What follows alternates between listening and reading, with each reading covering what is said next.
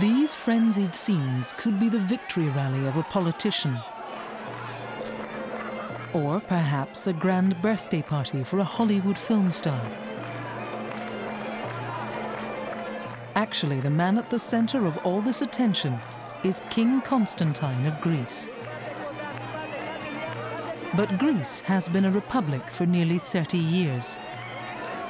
These scenes of rampant royalism and fervour are not in Athens, but in London, where the king lives in exile. Constantine is the king who lost his throne.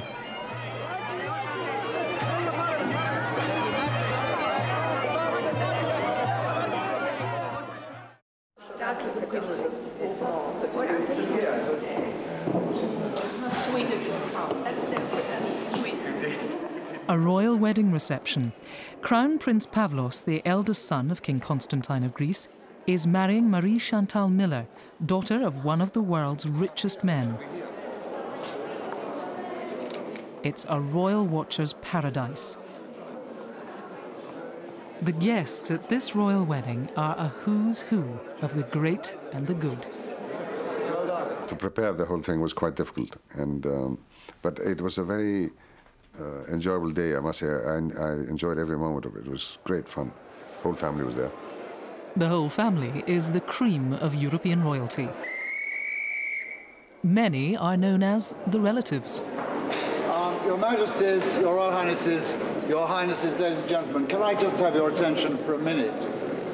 Everybody has a number who is in the photographs, and it's on this board, and there's another board next door. As you know, the Queen is the godmother of our daughter, and Prince Charles is the godfather of my son, and I'm the godfather of his son, and so it's all very close.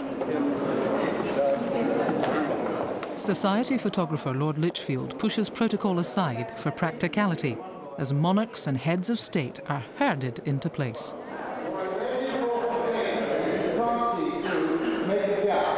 You must be able to see the cameras with both eyes. That's lovely. Okay, fine. Stay still. Wonderful. Straight the camera. Everybody, now. That's it. Okay, because I can't see Prince Wales. That's lovely. Could you all look at me?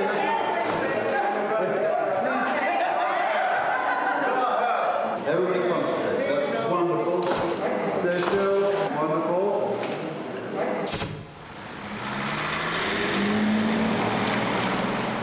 After the wedding, royal guests will head back to the comfort of palaces all over Europe.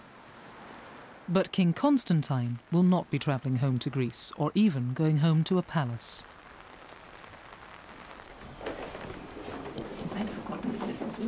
With his wife, Queen Anne-Marie, the king's home for the past 30 years has been here, in a North London suburb.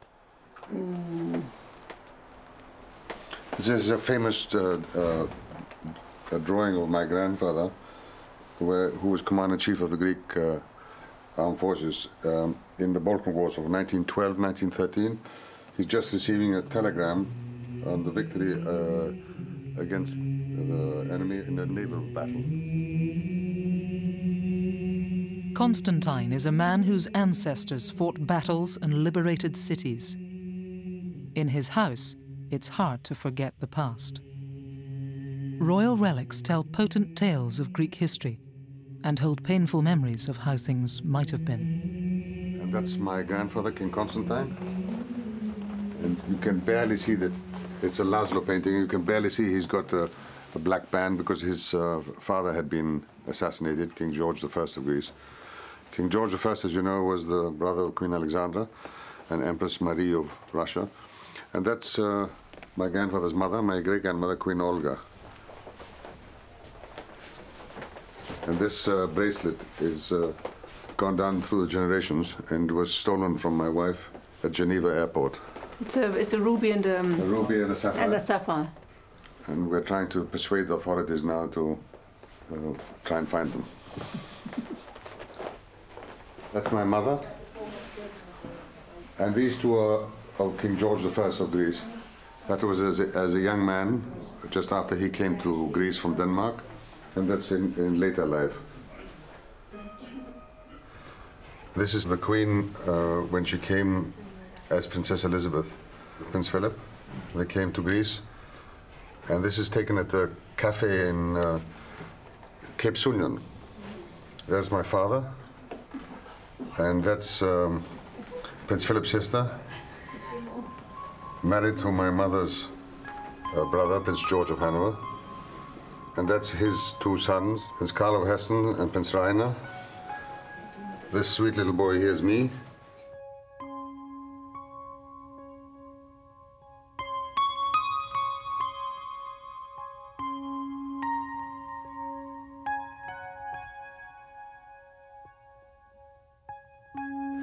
This was painted by the Prince of Wales. It's the island of Crete. And he painted from the Britannia as they were passing on his honeymoon. And this is painted by him at Mount Athos, and it's one of the monasteries. So I think it's very beautiful. And you can see the evolution of the painter.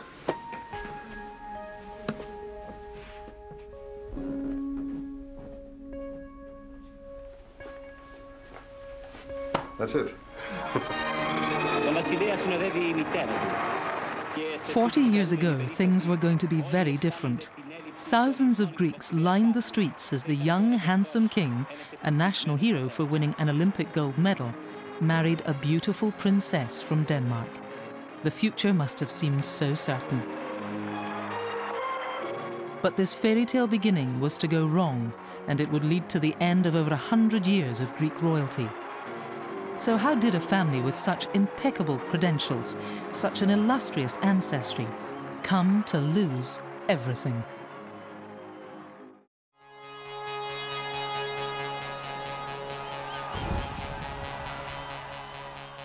Crown Prince Constantine was selected to represent Greece in the Rome Olympics of 1960. Here he is leading the team at the opening ceremony.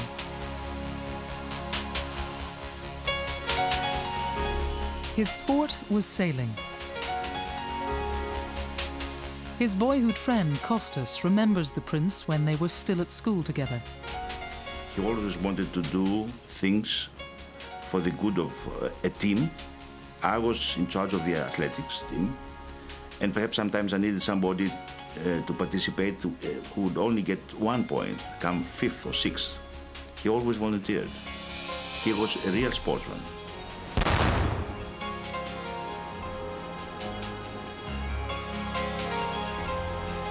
We hoped going to the Olympics that if we were lucky and if we could be working very well, we might get a 6th place. This was our aim, not to really humiliate our country. We never expected we were going to win the gold medal.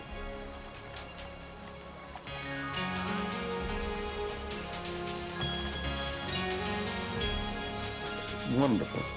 I mean, we felt fantastic. And the idea of getting up onto the podium and having the medal put around you and seeing the Greek flag go up and listening to the Greek national anthem was, I always say that was the best feeling in my life other than getting engaged. So, I mean, that was a fantastic situation. Gold medal or not, King Constantine has not been welcome in Greece for half his lifetime. Unlike the boat in which he won gold, which is the pride of the Greek yacht club in Piraeus. It brings back a lot of memories. I was with my crew this afternoon, and we were talking about it, and we thought of actually putting the boat into the water one day and having a go. But she's lovely. She's absolutely beautiful. Back at the club for the first time since he was exiled in 1967, it's an emotional time for Constantine. I have been waiting exactly 36 years to be able to say to ISEF, welcome to the club of which I am a member.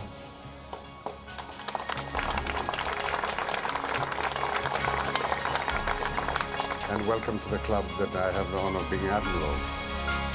Nearly half a century earlier, the gold medal-winning Crown Prince was greeted by his father, King Paul, on the tarmac at Athens airport. Constantine was hailed by his country as a national hero. We estimated, because it was the first medal in 50 years, I think they were estimating something about 1.5 million people came into the streets and were cheering, the 2 members of my crew and myself. To win a gold medal is an incredible thing. And for the Crown Prince at that time to win a gold medal was an amazing thing.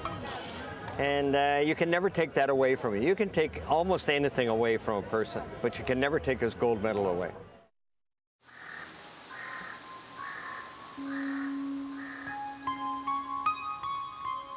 Just about everything else was taken away from him. 26 kilometers north of Athens is a 10,000-acre estate called Tatoi.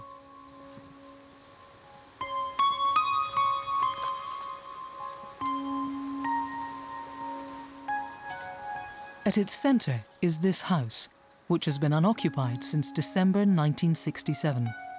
It was once the family home to generations of the kings and queens of Greece. Constantine was only 27 and on the throne for less than 3 years when the nightmare of every monarch came true. Overthrow of the established order by military force. We were here, the Queen was expecting our eldest son, and we heard about it about 2 o'clock at night, and I called my aide who lived in the house up there, and he came down, knocked on this door, this lovely old door, and I just went to the telephone and tried to find out what was going on and tried to call the government, and the government had been arrested, and tried to call different commanders. Telephone lines were being cut all the time.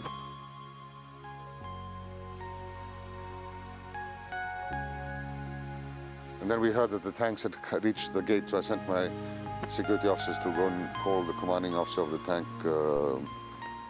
squadron that had come up here to come and speak to me. But they just arrested my security officer, so I realized that they had very unfriendly intentions. And I asked my security to withdraw up till here. There were only about 20 men. And they had, on that bit there, they had about, I think, 4 submachine guns and a couple of revolvers. But that's about it. Were you afraid for your life? No.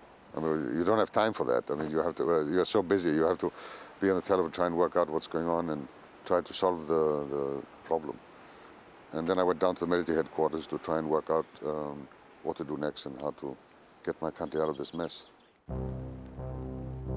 This mess was a result of Greek politics in the mid-1960s, which were in turmoil. The coup came about a month before a general election, where a left-wing victory was certain.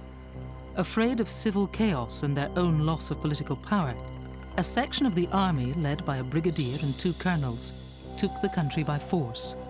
Over 10,000 people were arrested. The former King Constantine has never talked in detail about those dangerous days and rarely gives interviews. I was invited to meet him at his home in North London. Can you explain to us, in the most simple and straightforward terms possible, what exactly happened in 1967? It's the most ghastly feeling you can have to see your country disintegrate in front of your eyes within hours. My whole aim that day was to try and find a system whereby we wouldn't end up killing each other and into civil war. We had just been through all that in the 40s. And I tried to find a way to solve this problem without getting any blood spilled. Not an easy task. The king's strategy surprised many. This formal photograph was taken just after the coup, when Constantine, still as official head of state, swore in the colonels as the new legitimate government. Many people have wondered that maybe you gave the new government after the coup a sense of legitimacy by recognising them. How would you answer those critics? Well, the legitimacy came because I swore in the government that day. And the reason I swore that government in that day is that I felt that if I didn't do that and then tried to gain time after the swearing in, we would go into, as I said before, a possibility of a civil strife between the military units. The Prime Minister of the day, who was arrested also, I managed to get him out of his confinement, and I forced the colonels to release him because I wanted to talk to him and get his advice. And he also thought that maybe I should arrest all these people. So I said to him, look, how do you expect me to arrest them? I don't have any units at my disposal. How am I going to, I can't physically arrest them. he said, what are you going to do? And I said, well, what I thought I'd do is swear in a government with as few military people as possible, more civilians as possible, and then try to gain time to organize a counter-coup and go to democracy. And he said, well, I suspect that that's probably the only sensible way of going about it. Many people say that the king should have used his rights, actually, to dismiss the military regime, not to put up with it, and if necessary, actually draw his pistol on officers who were creating a revolutionary situation against the established order. Military commanders and political leaders were among those arrested within hours of the colonel's coup. The king was alone. What were the options open to him? It's very easy, with hindsight, or even from the sidelines, to criticize somebody for what they did or didn't do. I feel that the king always acted rightly, but in an extraordinarily difficult situation. You expected some sacrifice from your king, and the sacrifice would have been not necessarily to expose his life or to expose to his family to any danger, but to stand up and say, no, I do not accept this military coup. In fact, he did the opposite. Constantine claims he did the opposite to create a smokescreen to mask his real intentions of a fight back against the coup. But exposed to the harsh glare of international newsreels, his behavior looked like collaboration. Cracking eggs at Easter, the king appeared to be on best terms with the military junta. He says his mindset was very different. Somebody asked me one day, when did I plan to overthrow them? And I said 10 minutes after I heard that they were making the coup, which was 2 o'clock in the morning. From day one, he was thinking, how can I extricate myself from this situation? How can I actually save Greece from this fate? The trouble with making a coup is that you have to have a devious mind. And the generals, the senior generals and myself hadn't a clue of how to do this. So it was really an improvised situation. He had one card in his hand. If he didn't trump them, he lost. It took me 8 months to try and set it all up. And then in December, before Christmas, on the 13th of December, I moved and tried to overthrow the colonels. It didn't succeed, so I had to leave the country and then went into exile. I chose to leave for the simple reason that if I did stay, it would end up with military units shooting at each other, a brother killing brother, father killing son. There was no purpose in that. If my efforts to overthrow the colonels and restore democracy were to be successful, then they had to be successful in the first 2 hours. You can't drag that sort of thing on. If you could wind back the clock, being an older and much wiser man, is there anything you would have done differently? I would have done most of the things the same way, but far better. In the small hours of a chilly Thursday, the 14th of December, 1967, the Greek royal family fled into exile. The royal plane landed in Rome with only 5 minutes of fuel remaining. The family took few possessions with them.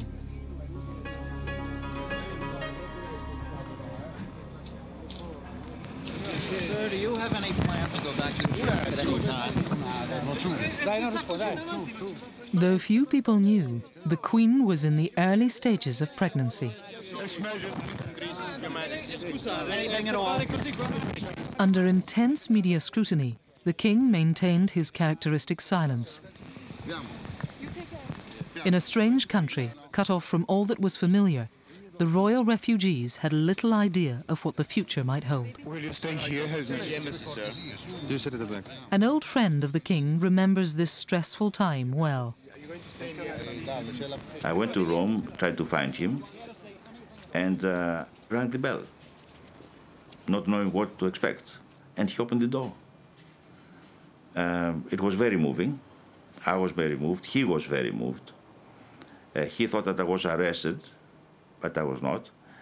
And it was a very difficult moment of his life because it was the night, the day that the Queen had lost a baby. She was expecting when she left on the 13th of December from Greece, and she lost that baby on the 16th. We decided to stay in Rome initially because that's enough fuel that I had in my plane when I left Greece. I couldn't go any further. So we landed there, and so I wanted symbolically to show the Greek people that while they were under dictatorship, they were not forgotten, and we would work for their freedom. 2 weeks after his failed fight back, newsreel cameras recorded this. The royal family, apparently without a care in the world, enjoying Christmas at the Greek ambassador's residence in Rome. This show of normality might have fitted with royal protocol, but it wasn't doing the king's image any favours. The next step you would have expected from the king of Greece, from a king of any country, was to condemn the status quo existing in his country. He never did that while he was in exile, while he was abroad. And that counts a lot. That counts a lot. As time passed, the colonel's junta tightened its grip and became increasingly brutal, crushing any opposition. Gruesome stories of torture and oppression emerged. There were worldwide protests. The king in exile remained silent. Finally, in July 1973, the military regime declared that Greece was now a republic and the king was formally deposed.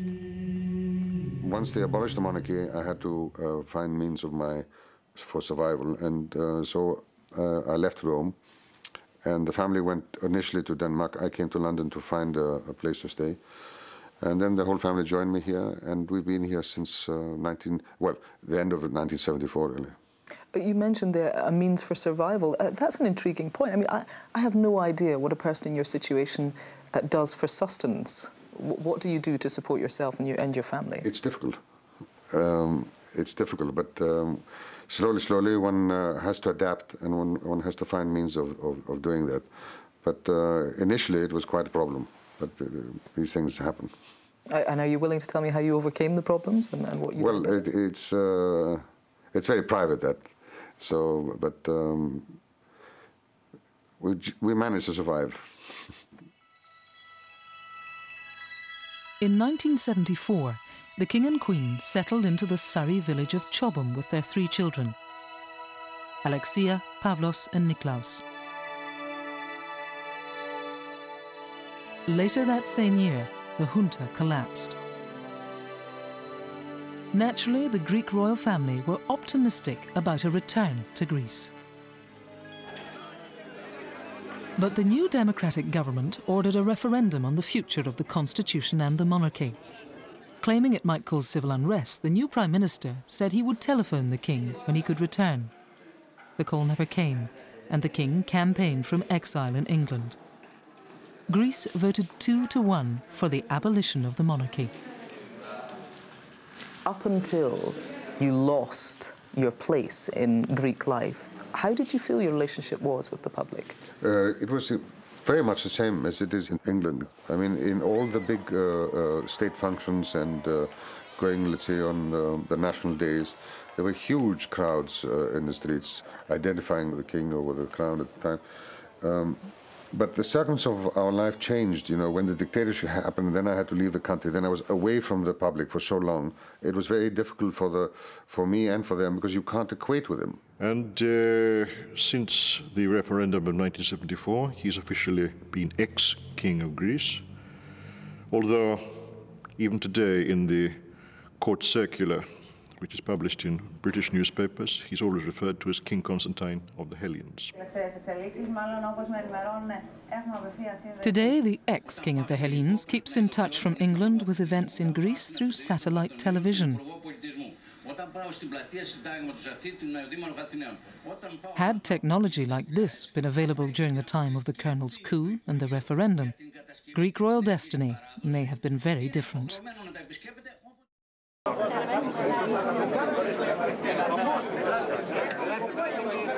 Deposed in 1973 and living in exile ever since, the former king of Greece, Constantine, has never formally renounced his status as a monarch.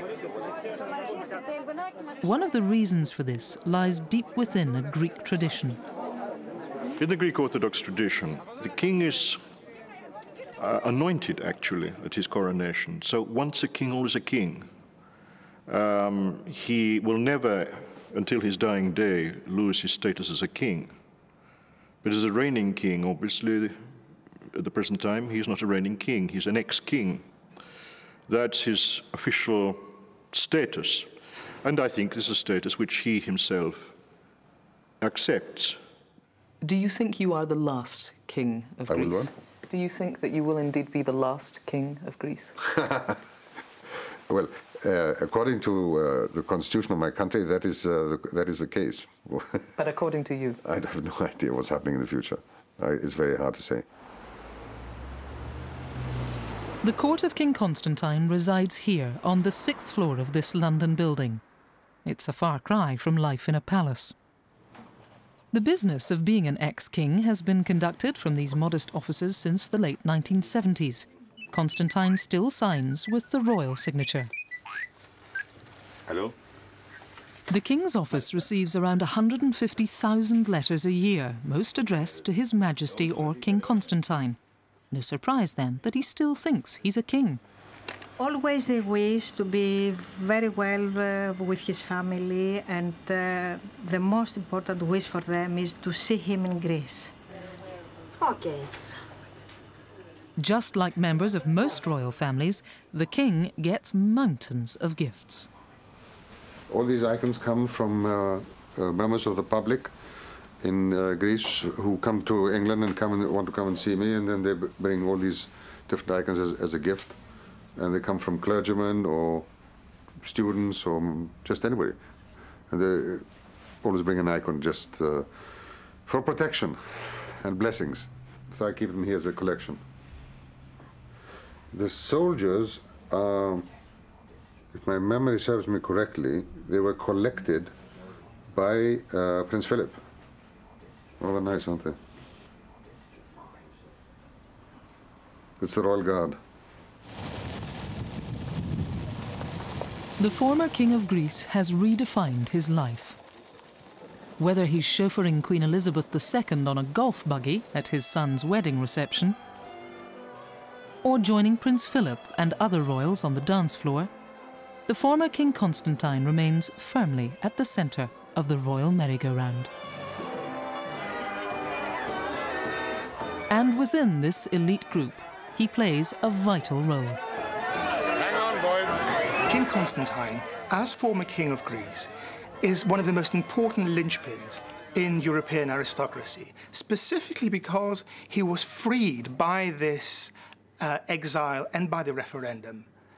How is he used as a linchpin?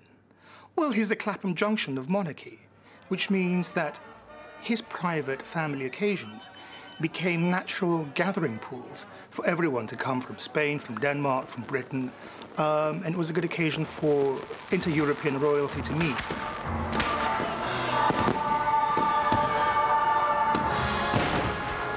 For instance, on his 60th birthday, he invited a number of high-profile guests, including royalty, with whom they're family.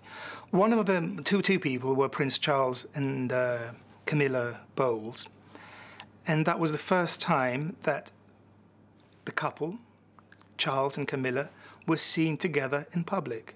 It was a happy occasion for me, and I just asked them if they would join. I mean, you know, it was my birthday, and he very sweetly hosted the lunch, and so I asked if they would all be there, you know. And but it served its purpose, because after that, the Charles and Camilla train could sort of gather some momentum and perhaps be tested in the media and on the British public.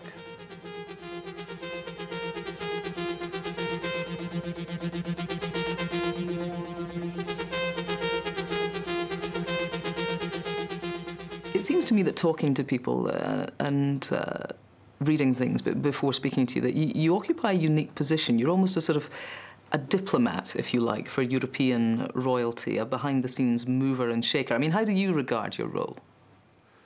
Well, it's a funny way of putting it. I don't feel it that way. I feel that they're all my family. And I was in a position many years ago. I'm not in that position now, but I still equate with them, and I can get on with them very well. And it's much more, from my point of view, looking at them as a family with the knowledge that they have a very important job to do. In the final analysis, what we all try to do is service to the people. That's basically what monarchy is all about. Although he no longer has a throne, there is evidence that Constantine still holds real influence in Greece, and that he can provoke the Greek government. In 1993, the family went on a yachting holiday around the Greek islands. Having reportedly agreed to avoid populated areas, he sailed into this port in southern Greece for fuel. The royal party were shadowed by Greek naval destroyers and buzzed by a Hercules aircraft.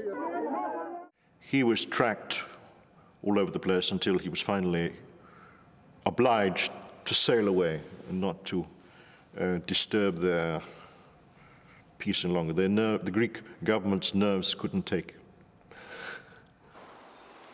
And that may be why, a year later, the Greek government seized the king's 10,000-acre estate at Tatoi.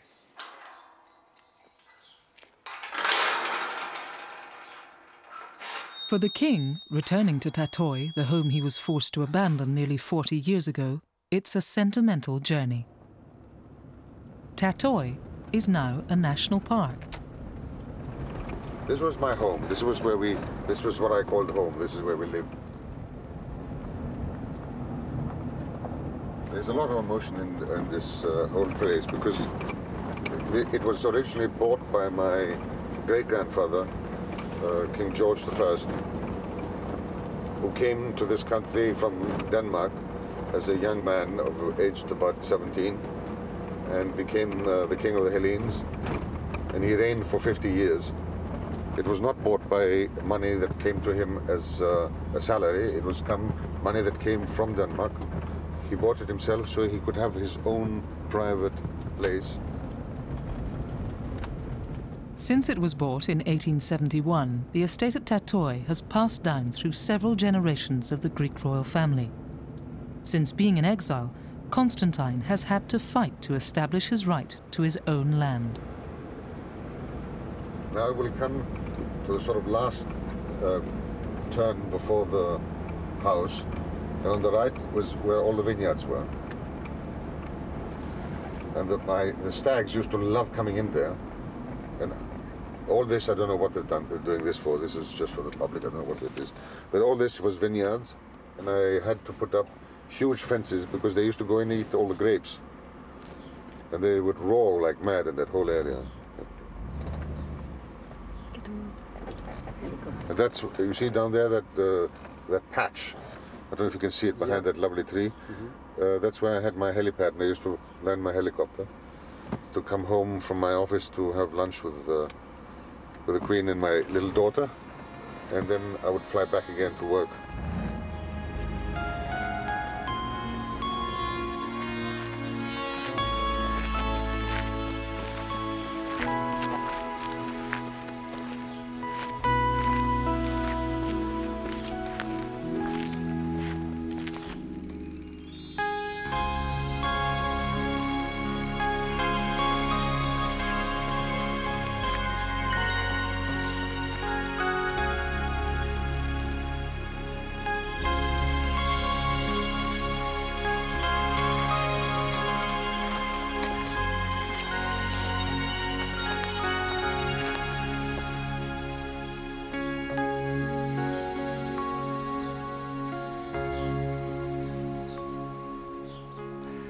Royal possessions are a bit of a hot potato. Who do they belong? Do they belong to the throne, ergo to the state, or do they belong to the person, which means private possessions?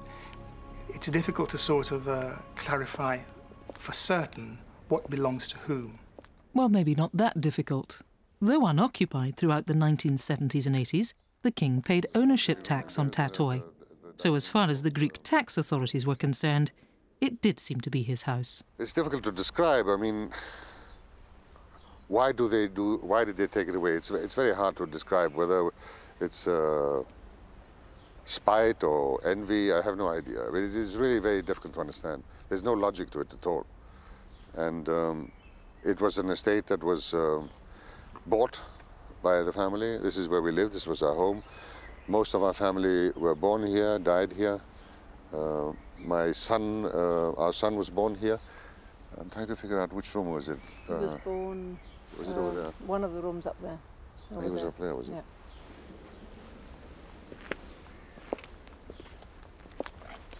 And down here is an artificial pond, and there was a... It was a swimming pool. A swimming pool. The pond is underneath here. And there's the swimming pool, which was a massive failure. Your parents built that, no? Yes, it wasn't very good. And then further down, behind the trees, is a small place where there was a tennis court. It's very thick. All this, you see, all these things, my father used to come out in the mornings every day of his life and clear all the undergrowth, so you could see quite far away.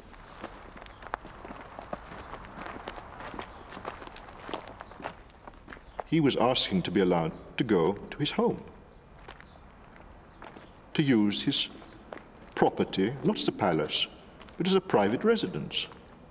This was deliberately misconstrued by the Greek socialist government as being a threat, as being an attempt to return by the back door into Greece.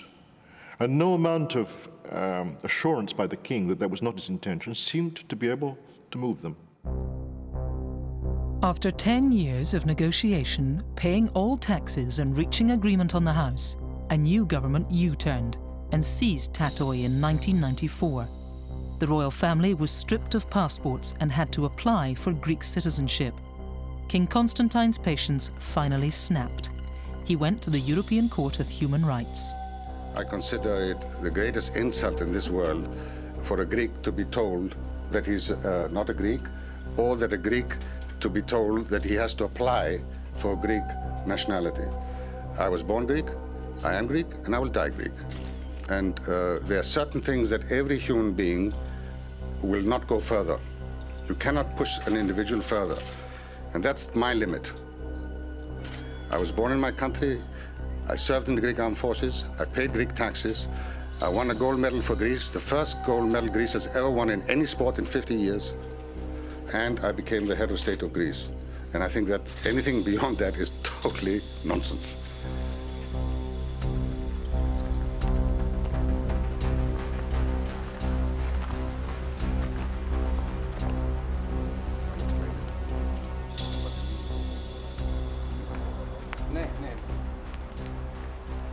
That's my father and that's my mother.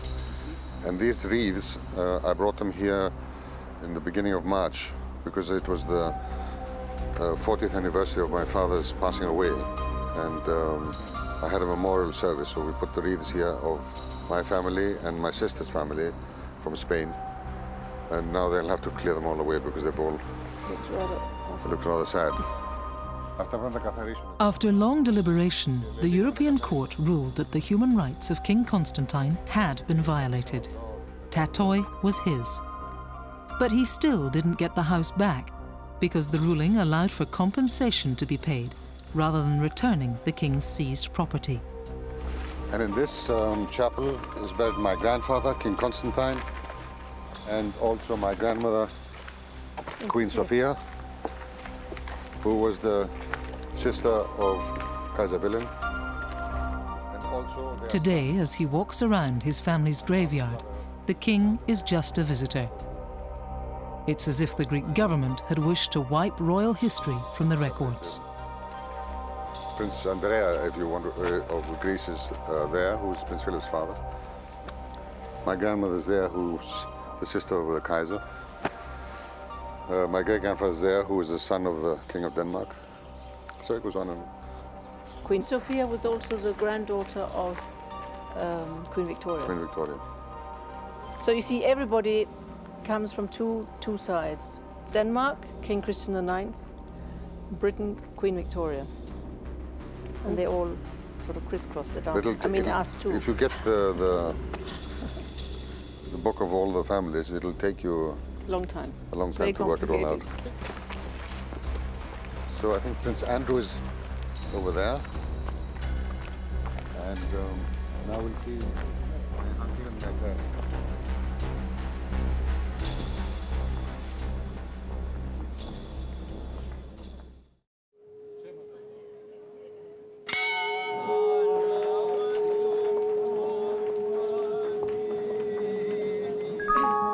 In the spring of 2003, with all 5 of their children, the King and Queen felt able to visit Greece for the first time in nearly 40 years.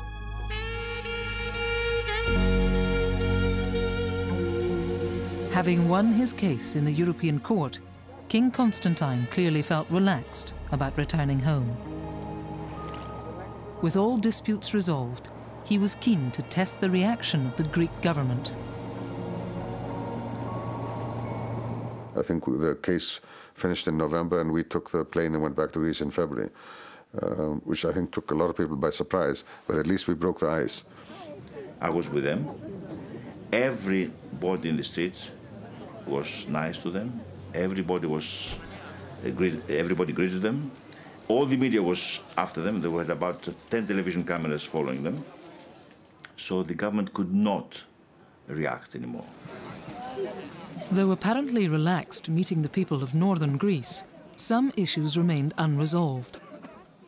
One of these was that the funds the government used to pay the king in compensation for Tatoi had a political sting in the tail. The thing that upset me a lot was that the compensation that they gave me came from the budget that deals with natural catastrophes like earthquakes and floods. And I thought that was perhaps below the belt to take money away from people who would need it because of this sort of catastrophe. We have a request from a village in just north of Arta. There are about four or five villages that were very badly affected by earthquake. And spurred on by their sense of injustice, the royal family sought a way to get the money back to the Greek Disaster Fund. They formed a foundation to fund the rebuilding of shattered communities. It's named after the Queen, the Anna Maria Foundation. I mean, I would like to see it and then check with the board if they approve the amount of money that we want to spend and for what. Right. Which means actually that the sooner we can go to see it, the better. That's right. Absolutely correct. He's developed his life as best he can, but always having as the touchstone what he can offer to Greece and the people of Greece.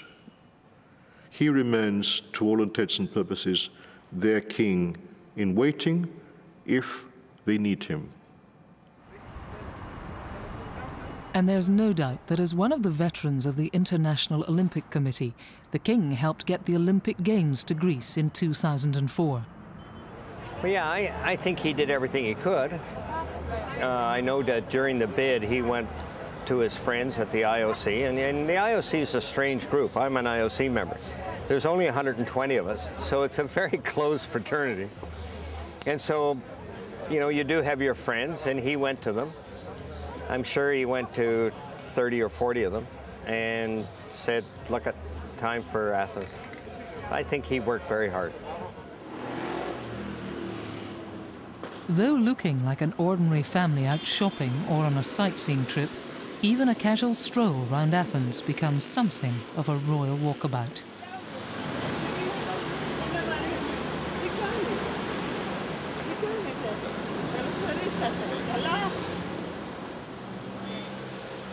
When you go back to Greece then, do you have any sort of protection? Do you have cordons around you, or you just walk down the street? I just walk down the streets. Do people talk to you? All the time. What do they say? And they are very honest about it, because they'll come up to you and they'll either cheer you or kiss you or hug you or tell you that they voted against you in the referendum with a big smile on their face. And, you know, you just tell them, oh, that's just fine. But, I mean, the only You tell them it's fine? You don't take that personally? No, you can't take these things personally. I mean, the decision of the people was final. They took it, and that I have to live with that. So what am I supposed to do? I can't cry every day. These days, the ex-king of Greece travels by tube. Today, he's showing his younger daughter Theodora and her friend where he got married in 1964. Here with all the troops lined up, and the carriage came through here, stopped there, and your mother went in through here with her long wedding dress and, what you call it? Veil. Veil. And then just before she went in, she turned around and waved.